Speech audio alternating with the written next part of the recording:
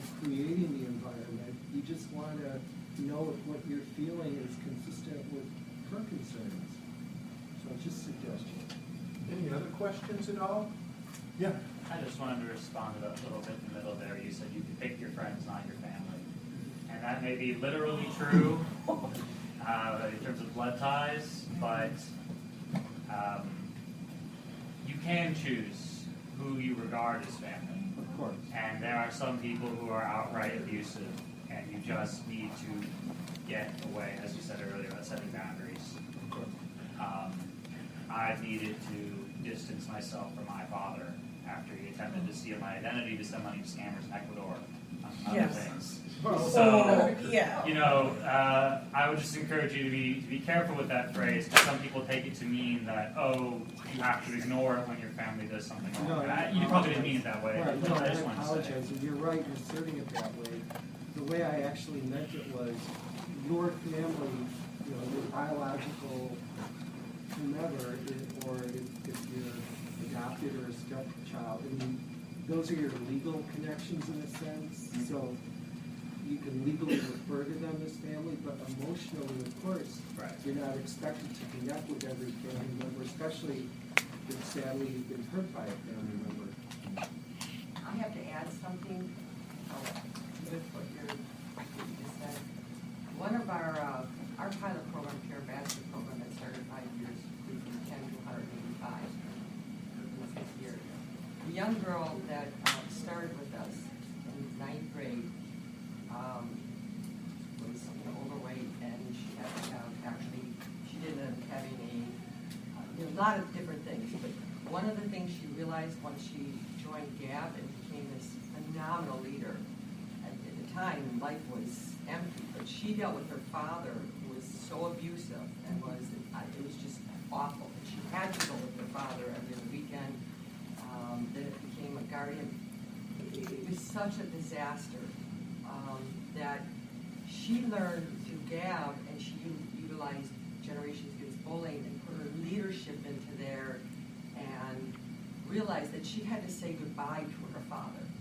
And one of the things that I've always learned from someone that I've talked to is that sometimes you can say goodbye before death when it becomes a family member. And that actually came from this gentleman here. And I think we've all had situations, maybe not, I shouldn't say all, but I know I have, because it became so toxic. Not quite to your extreme, not quite extreme to this young girl who became this phenomenal leader. Now she's going to be in medical school, a doctor, one less doctor, because she didn't feel she was worth anything at the time. So, yes, that is. And I think Sheridan's testimony on our blog. Yes, it's on You our go to blog. our website, www.gapnow.org, or you can come up to our booth and pick up. You'll see some of those testimonies. By the way, I want to know, is there a wanted poster for you in Ecuador? No. But also, real quick, just the one last thing, when you was talking about you having a conversation with your auntie. I mean, if it doesn't even, if you didn't get the results that you're looking for, then maybe you should do a family intervention. Bring all your family members around, and then, have that conversation with her right then and there, so everybody's on the same page. Everybody knows how you're feeling, and how what she does, how it affects you, how it affects the other family members. So maybe an intervention, something like that, would help also. I talked to her in December.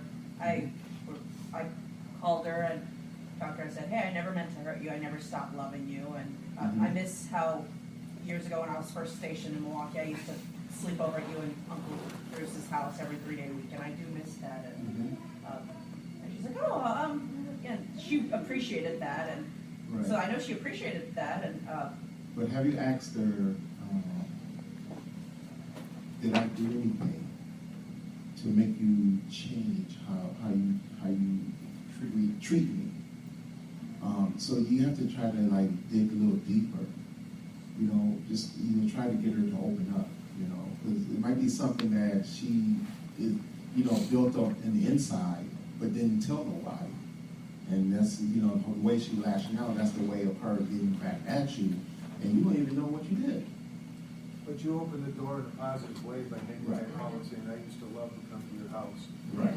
That's the introduction that you can use to move further than what Tracy said. Right. And You it's know, telling- the idea of, just think about this, anybody who doesn't care how they make people feel, something's wrong there. Yeah. I mean, right away, we can put that person into a category of, I can't let this person who's not particularly well have that kind of power over me. Now, that doesn't mean we don't get hurt. It just means we keep the illness where it belongs. And that's huge. People don't care. And that's the power of that question. Does it matter how we make each other feel? There's only one correct answer, and you gotta hang on to that. And then it's just keep showing her that you do love her, and you're not trying to, you know, just attack her. You know, just let you know what you just did. You know, you missed those memories. You missed those times being with her, and you want them back. You know, let her know that. Make sure that she knows that. You know, and then like, what can you do? I mean, what's this roadblock? You know, set this wall up. And the roadblock might not even have to do with her, as you mentioned before. Right. It could be entirely other things happening that she never calls it. That happens all the time. New man, I just wanted to say about your organization, what do you do regarding the online bullying? Like what criteria are out there? Because right now, it seems like, back when you could go home and go online, that was your sanctuary. Now, we got kids in high school like, oh, I'm gonna fire every barman a bad name and get my friends to go on every media account. It seems like now that you get, like every time I go online and, you know, post a journal, I get 5 different negative comments from kids from high school or something like that. That is a very excellent question, because it's progressed from being in front of somebody to being anonymous, where you used to get away from it when you went, if it was happening at school, when you left school and went home, you could get away from it. You can't get away from it anymore. So I want to tell you a story about how our program of Being Upstanders works even with cyberbullying. We had a group of our peer ambassadors that were going to Milwaukee Public Schools program to learn about their restorative justice program, because we thought maybe that would fit into what we're doing. On the way, one of our freshman boys got a text from a boy that had been bullying him since 4th grade.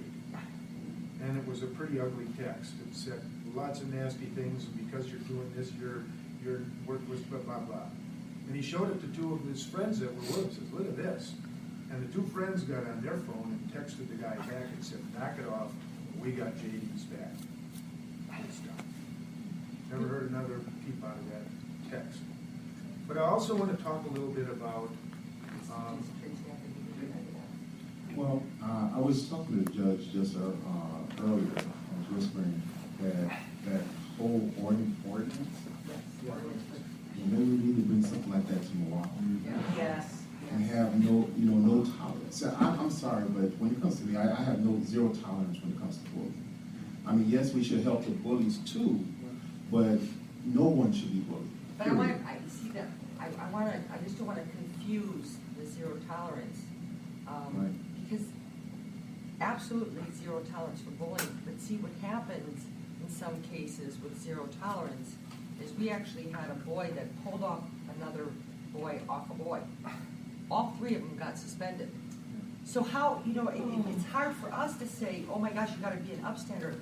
And it actually, the same incident happened to my son when he tried to help. But the person on the playground, seeing him pulling off whatever, all 3 of them got in trouble. So see, that's where. So that's a conversation that's going to be all day.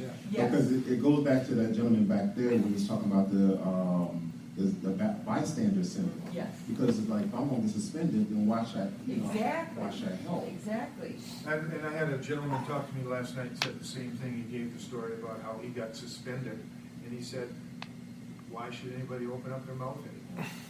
See, the emphasis is being put on the wrong end.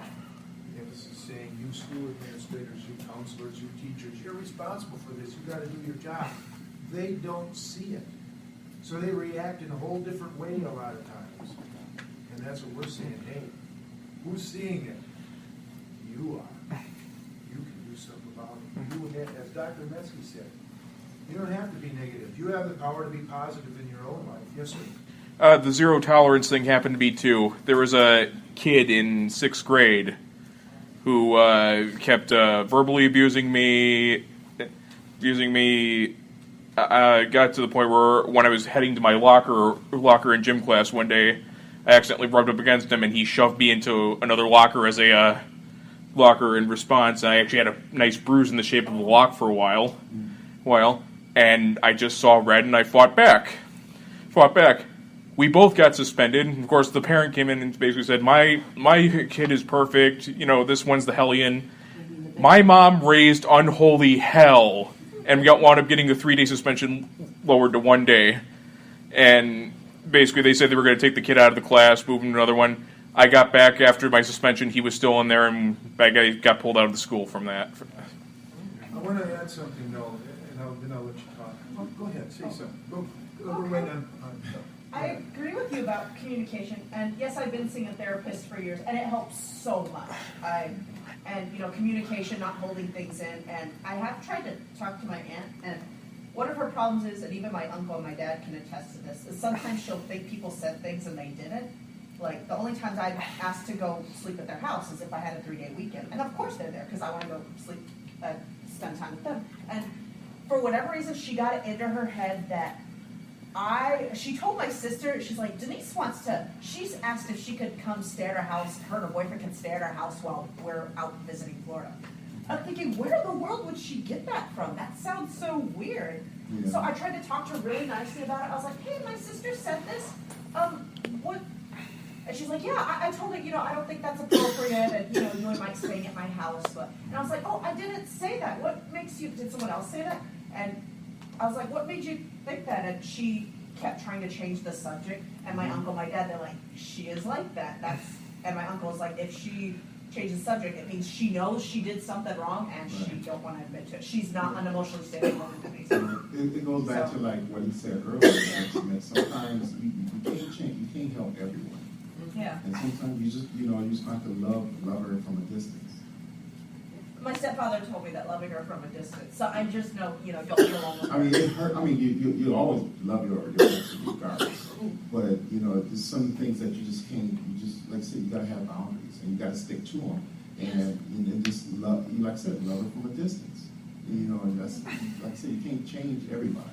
Yeah. And I tried talking to two of my cousins about it. Like, not, my aunt doesn't have kids, but my uncle, I talked to just before everybody leaves, I just want to make sure we answer if there were any other questions that somebody may have.